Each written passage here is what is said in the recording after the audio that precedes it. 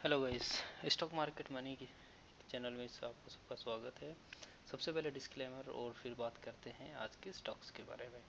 तो आज मैं आपके लिए लेकर आया हूँ कैसा स्टॉक जो काफ़ी समय से एक ही रेंज बाउंड सिचुएशन में चल रहा है, उसके अंदर मूवमेंट आता है, फिर वो डाउन आता है, फिर मूवमेंट आता है, फिर डाउन आता है।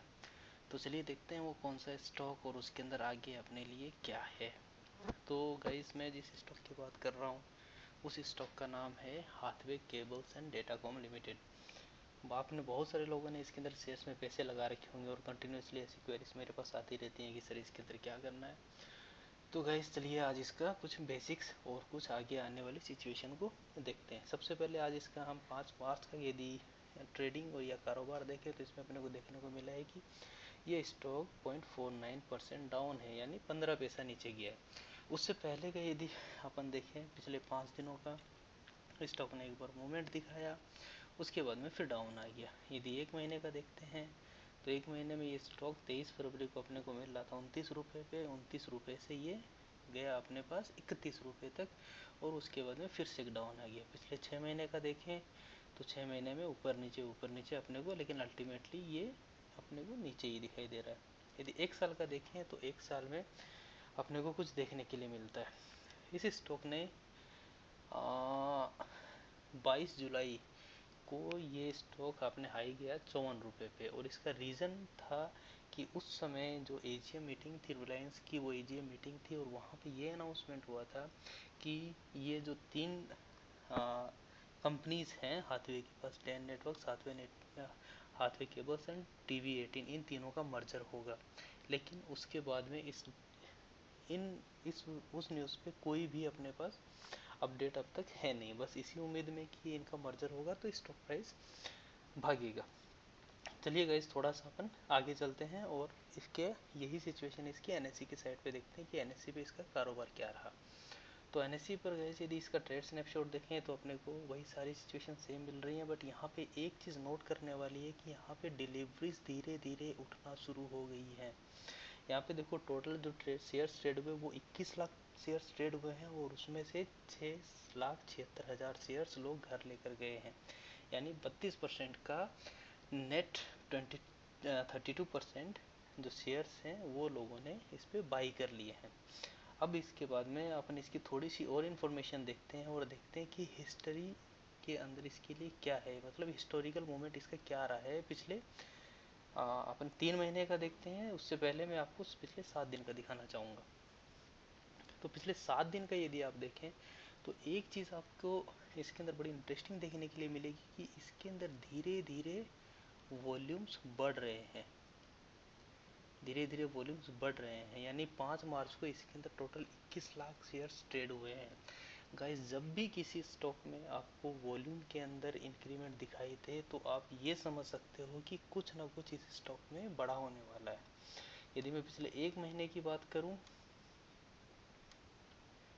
तो एक महीने में मेरे को यहाँ पे दिखाई दे रहा है कि इसके अंदर 1 मार्च को 33 लाख शेयर्स की डिलीवरी, मतलब 33 लाख शेयर्स टोटल ट्रेड हुए थे और उसमें से मतलब 1.1052 लाख शेयर्स उठा लिए गए थे। ठीक है, ये वो दिन था जिस दिन अपने पास एक बड़ी थी ओडी न्यूज़ आई थी और वो न्यूज़ ये थी कि जो निफ्टी मीडिया है वो एक ऐसा सेक्टर है जो कि अंडर परफॉर्मिंग है और उस सेक्टर की रेटिंग बढ़ा के, रेटिंग एजेंसीज ने उसकी बढ़ा के आगे, मतलब रेटिंग बढ़ा दी गई थी उसकी, और उसमें ये कहा गया था कि ये जो सेक्टर है ये आने वाले कुछ समय में अपने को 30 से 35% का रिटर्न दे सकता है विद इन 3 मंथ्स। जो रेटिंग्स आती हैं वो क्वार्टरली आपके पास आती है। ठीक है, उसके बाद में दोबारा से इसके अंदर देखें तो आज फिर 21 लाख शेयर्स का वॉल्यूम इसके अंदर आया, मतलब धीरे धीरे इसके अंदर वॉल्यूम बढ़ रहा है। तो वॉल्यूम बढ़ रहा है, इसका मतलब कुछ ना कुछ इसके अंदर बड़ा होने वाला है। आगे देखें इसके अंदर तो मैं आपको टिकट की साइट पे लेकर आया हूँ और इसके अंदर इसके कुछ हिस्टोरिकल जो रिजल्ट्स हैं या फिर इसकी जो फोरकास्ट है वो देखने की कोशिश करते हैं। तो सबसे पहले देखते हैं कि इस कंपनी का मार्केट कैप है 5,400। गाइस, एक ये बहुत बड़ी बात है कि इस कंपनी का इतना ज़्यादा मार्केट कैप है और ये अपने को 30 रुपये 85 पैसे पे भी मिल रहा है। बट इसके साथ एक ड्रॉबैक ये है कि इस कंपनी के ऊपर बहुत ज़्यादा कर्जा है जो आपको कभी भी नहीं भूलना चाहिए। कोई भी कंपनी होती है यदि वो कर्जे में डूबी होती है तो उसका जो भी प्रॉफिट होता है या फिर जो भी अर्निंग्स होती है वो मोस्ट ऑफ द टाइम अपने कर्जे और इस में लगाती है, और इसलिए इस कंपनी को उभरने में काफ़ी अच्छा खासा टाइम लग जाता है। तो इसकी रैंकिंग है 387। और उसके अलावा यदि अपन दोबारा चलते हैं इसके फाइनेंशियल्स पे बात करते हैं, तो गैस इसके फाइनेंशियल्स पे यदि मैं क्वार्टरली यहाँ पे देखूँ, क्वार्टरली मैंने सेलेक्ट किया है, और यदि मैं क्वार्टरली यहाँ पे देखूँ तो क्वार्टरली में आपको बड़ी इंटरेस्टिंग चीज़ देखने के लिए मिलेगी।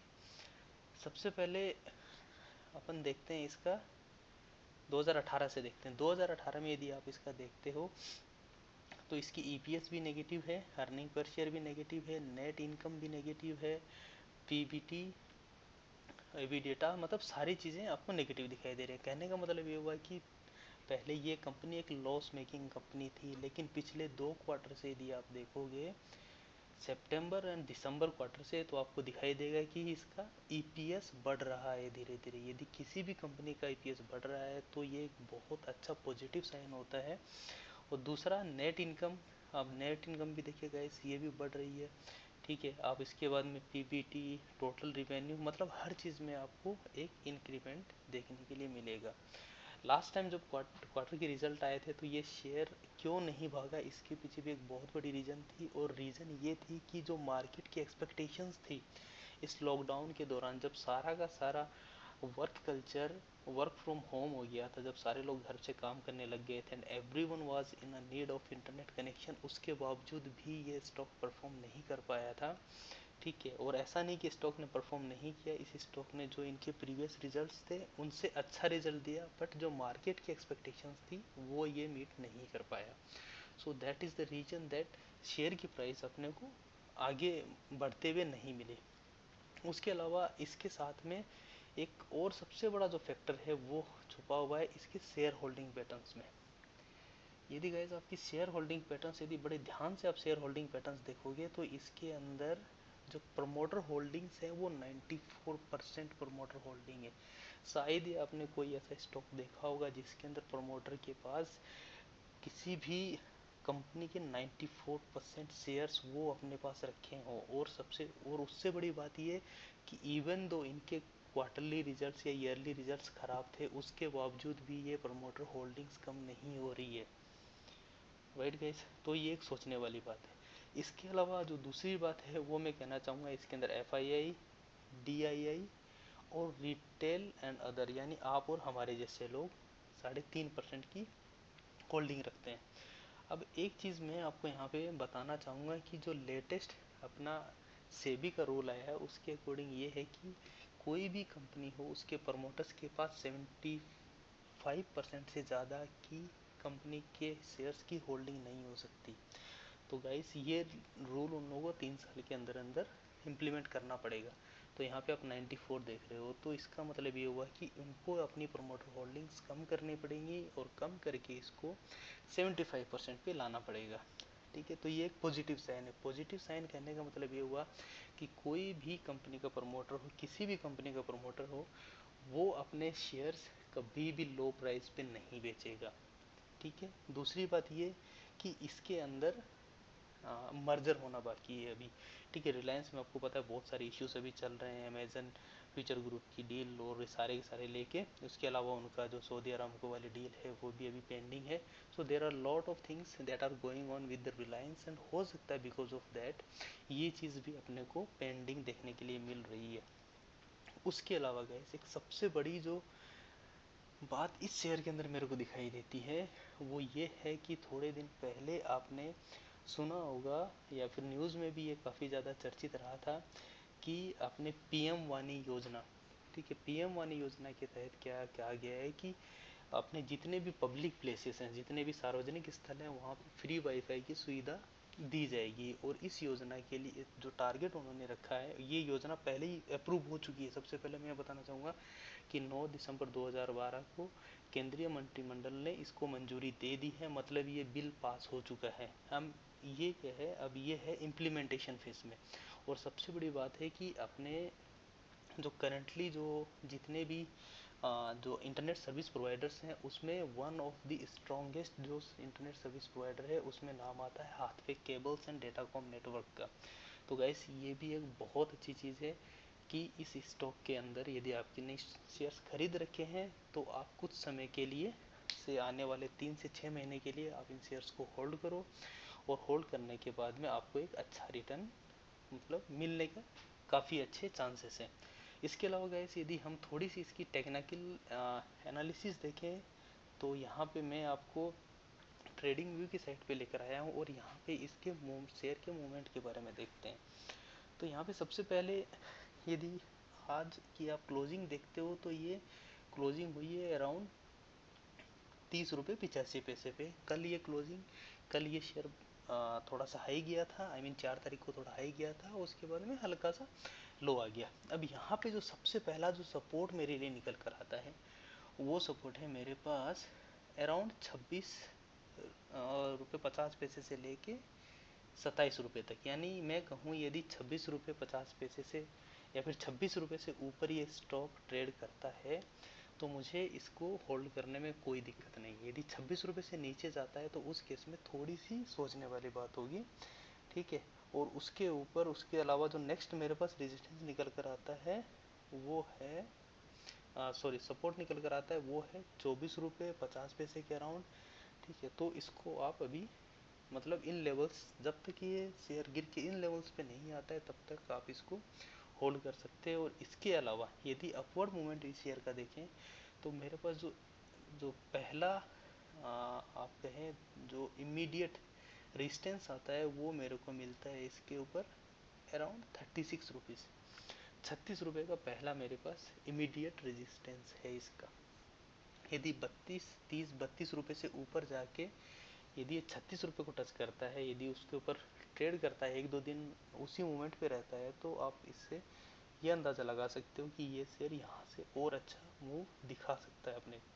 तो ओवरऑल गाइस कहने की बात ये भी कि शेयर के अंदर काफ़ी सारी पॉजिटिव चीज़ें हैं। यदि मैं एक बार आपको समराइज़ करूँ तो पिछले 2-3 क्वार्टर से ये कंपनी कंटिन्यूसली मतलब नेगेटिव से पॉजिटिव जो इनका इनकम है उसमें आ गई है, मतलब ये प्रॉफिट मेकिंग कंपनी बन गई है। दूसरा ये कि इसके अंदर प्रमोटर्स की 94% होल्डिंग्स हैं जो कि सेबी नियम से नहीं होनी चाहिए। क्यों? क्योंकि उनका जो लेटेस्ट इसके ऊपर कमेंट्री आई उसमें ये कहा गया है कि आप 75% से ज़्यादा की होल्डिंग्स नहीं रख सकते एज ए कंपनी प्रमोटर, तो उनको ये कम करनी पड़ेगी, और यदि कम करनी पड़ेगी तो वो इस शेयर की प्राइस को उनको बढ़ा कर ही बेचेंगे, कोई खुद का नुकसान अपना नहीं करता है। तीसरी जो सबसे बड़ी न्यूज़ इस शेयर के अंदर है वो ये है कि अभी जो प्रधानमंत्री इंटरनेट योजना के तहत क्या है कि सारे के सारे जितने भी अपने पब्लिक प्लेसेस हैं उनको सबको फ्री वाईफाई कनेक्शन से जोड़ा जाएगा, तो उसके अंदर इस शेयर की बहुत बड़ी भूमिका रहने वाली है। तो इसके अलावा गाइस और कुछ यदि इसके ऊपर अपडेट होगा तो मैं आपको बताते रहूँगा। आपको यदि अच्छा लगा हो चैनल तो आप कमेंट्स कीजिए, कोई भी क्वेश्चन हो किसी भी टाइप के, यदि आपको मतलब ऐसा लगता है या फिर कुछ ऐसा लगता है कि मैं मिस कर रहा हूँ तो काइंडली लेट मी नो, इसमें ऐड किया जाएगा। साथ ही चैनल को सब्सक्राइब कीजिए, कमेंट कीजिए, लाइक कीजिए और फ्रेंड्स के साथ शेयर कीजिए। साथ ही ये भी कहना चाहूँगा कि जब भी आप किसी स्टॉक में इन्वेस्ट करते हो तो आप अपने फाइनेंशियल एडवाइज़र से या फिर आपके जो भी सीए हैं उनसे आप कंसल्ट करें, और उसके बाद ही किसी भी स्टॉक में इन्वेस्ट करने का सोचें। थैंक यू, धन्यवाद, जय हिंद।